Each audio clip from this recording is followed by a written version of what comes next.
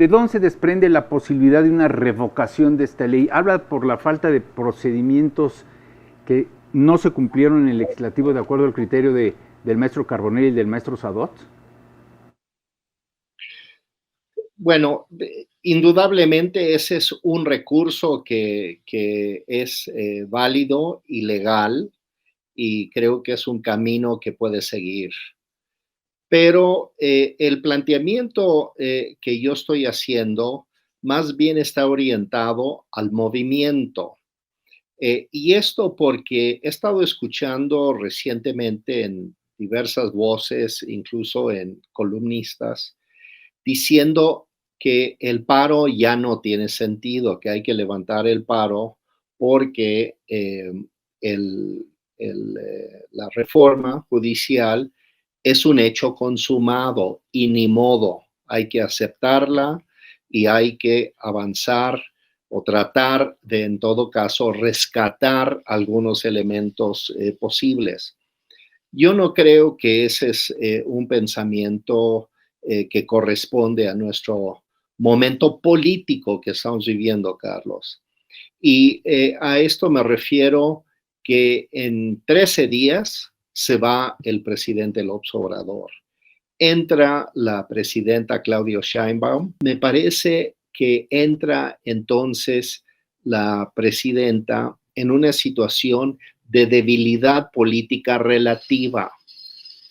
Y ese es un momento, creo yo, que puede beneficiar al movimiento de los trabajadores y de quienes apoyan el movimiento del paro, incluyendo jueces, magistrados y ministros. Eduardo Sadot, pues finalmente sí se publicó en el Diario Oficial de la Federación esta iniciativa del cambio en el Poder Judicial. Yo no entiendo mucho de protocolos, o ya no quiero que entienda yo mucho de protocolos, pero no sé por qué el presidente se tuvo que sacar una fotografía con la señora Sheinbaum, presumiendo la publicación en el Diario Oficial de este decreto, y tampoco veo por qué ella tenga que presidir el desfile militar.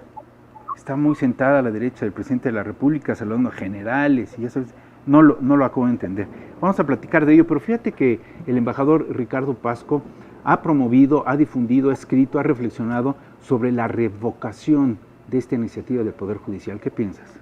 Bueno, mira, yo sí considero que se puede hacer. Hay muchas faltas en el procedimiento, entre ellos hay un cuestionamiento importante en la promulgación de la ley, y que el presidente, yo creo que lo hizo con ese afán y ese estilo que tiene, arrogante, prepotente, insultante e insolente, de decir, bueno, va de todas maneras y yo lo firmo, y lo firmo con el aval de la candidata, y vean que estamos en esto. Yo creo que estamos rayando en temas muy delicados.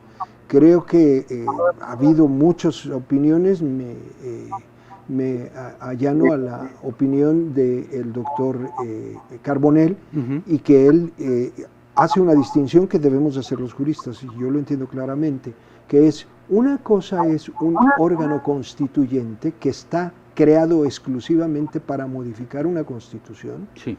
y otra cosa es un órgano legislativo que normalmente realiza leyes y que se mete a modificar una parte de la Constitución. Y el tema de Carbonell es muy claro, porque dice, cuando se trata de modificar una parte de la Constitución, entonces el Poder Judicial tiene facultades para poder detenerlo. Está con nosotros el embajador Ricardo Pasco, que decía el autor de estas reflexiones, de estas ideas de la revocación de esta iniciativa. Embajador, ¿cómo estás? Qué gusto, Ricardo. Igualmente, un saludo para ustedes dos, Eduardo y Carlos. A ver, platícanos, embajador, ¿de dónde se desprende la posibilidad de una revocación de esta ley? ¿Habla por la falta de procedimientos que no se cumplieron en el legislativo de acuerdo al criterio del maestro Carbonell y del maestro Sadot? Bueno, indudablemente ese es un recurso que es válido y legal, y creo que es un camino que puede seguir. Pero el planteamiento que yo estoy haciendo más bien está orientado al movimiento. Y esto porque he estado escuchando recientemente en diversas voces, incluso en columnistas, diciendo que el paro ya no tiene sentido, que hay que levantar el paro porque la reforma judicial es un hecho consumado y ni modo, hay que aceptarla y hay que avanzar o tratar de, en todo caso, rescatar algunos elementos posibles. Yo no creo que ese es un pensamiento que corresponde a nuestro momento político que estamos viviendo, Carlos. Y a esto me refiero que en 13 días se va el presidente López Obrador. Entra la presidenta Claudia Sheinbaum y lo que va, este cambio de mando en la presidencia tiene una trascendencia, es el cambio en el contexto político. Es ya no el gobierno desgastado, cínico, en muchos aspectos de conducta ilegal del López Obrador, sino entra en escena la presidenta y ella querrá, en mi opinión, empezar con el pie derecho. El hecho es que el país está en turbulencia, no soy el primero en señalar esto, está la violencia, está el problema económico, están las amenazas de recesión, el problema fiscal del gobierno entrante, muchas promesas que ha obligado López Obrador a la presidenta a aceptar, entonces ya tiene prácticamente el presupuesto completo comprometido con programas del gobierno saliente, no de su gobierno. Y en ese contexto me parece que entra entonces la presidenta en una situación de debilidad política relativa. Y ese es un momento, creo yo, que puede beneficiar al movimiento de los trabajadores y de quienes apoyan el movimiento del paro, incluyendo jueces, magistrados y ministros. Y en ese momento creo que el movimiento tiene que llegar y tener una propuesta. Entonces, una propuesta de entrada es la revocación de la reforma judicial vía el procedimiento que se tenga que hacer, ya sea por impugnaciones del procedimiento, ya sea porque el movimiento presente una alternativa y la plantea una alternativa que tiene apoyo social amplio, porque hemos visto también de que el apoyo social que supuestamente tenía como dice el López Obrador, mandato del pueblo, pues no es tal, no es tan fuerte. La gente ya duda y todas las encuestas indican que ya la reforma tiene un apoyo minoritario de la opinión pública. Entonces, el movimiento debe sostenerse. Esto es como respuesta a las voces que dicen que hay que levantar el paro, que ya no hay nada que hacer y hay que pasar la página en este asunto. Yo no creo eso, precisamente por este cambio en el entorno político nacional con la entrada de la nueva presidenta. Entonces, yo creo que hay que fortalecer el movimiento y el movimiento tiene que tener una propuesta propia, que es, en este caso, estoy sugiriendo que parta de la idea de la revocación y hay que ver hasta dónde se puede avanzar con esa propuesta, porque hay que darle a un movimiento social una perspectiva hacia adelante. La gente no va simplemente con la fantasía, sino con algo en concreto. Segundo, promover el apoyo social amplio a este movimiento. Y en tercer lugar, la ministra Piña presentó una propuesta alternativa. Y yo creo que ese puede ser el punto de partida de una propuesta, no sé si esa o con adiciones o con modificaciones, del propio movimiento de los trabajadores, jueces, ministros y magistrados que pudieran apoyar este movimiento. Pero creo que el momento, curiosamente, y suena contradictorio, el momento político está a favor del movimiento, no en contra. Y ahí discrepo con los muchos comentaristas que piensan que esto ya fue, que no hay nada que hacer y que hay que resignarnos. Todo lo contrario. Creo que hay que reforzar el movimiento, hay que darle esta perspectiva. Y es de ahí, Carlos, que he planteado como consigna general la revocación como una perspectiva estratégica más hacia adelante. Hay dos vertientes, dos caminos para solucionar esto. Uno, sostener y fortalecer el paro, como lo dice el embajador, y la otra es promover la revocación de la ley. Yo creo que son muy interesantes y me gusta muchísimo su postura. ¿Cómo está usted? Buenas tardes. Muchas gracias por estar en nuestro programa. Me parece muy interesante el decir y el señalar que no bajemos los brazos.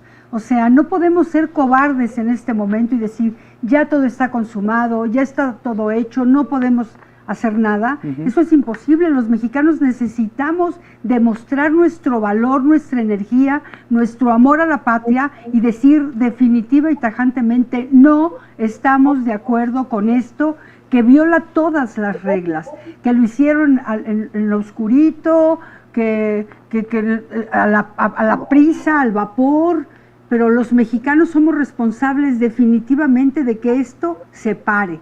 Yo sí creo en eso. Embajador. Sí, bueno, yo coincido con lo que dice Laura. Hay que tener ese ánimo, ese brío de enfrentar la situación. Yo creo que hay que partir de la idea de que no estamos derrotados. Yo creo que el derrotismo en este momento es lo que más daño nos puede hacer. Y por lo tanto, cuando, insisto, leo a comentarios, opiniones en el sentido de que no hay nada que hacer, hay que combatir ese pesimismo y esa idea de que no podemos avanzar. Pero insisto, la receta es plantearle al movimiento una perspectiva estratégica hacia adelante que demandar. Segundo, que el movimiento tiene que convocar a la sociedad mexicana a que apoye este movimiento y creo que hay condiciones justamente por lo que mencionaba, porque el país está revuelto, el país está sufriendo por la violencia, por la economía, por una transición política de un gobierno a otro absolutamente desaseado, por la entrada de una presidenta de quien pues no sabemos si ella manda o va a mandar López Obrador.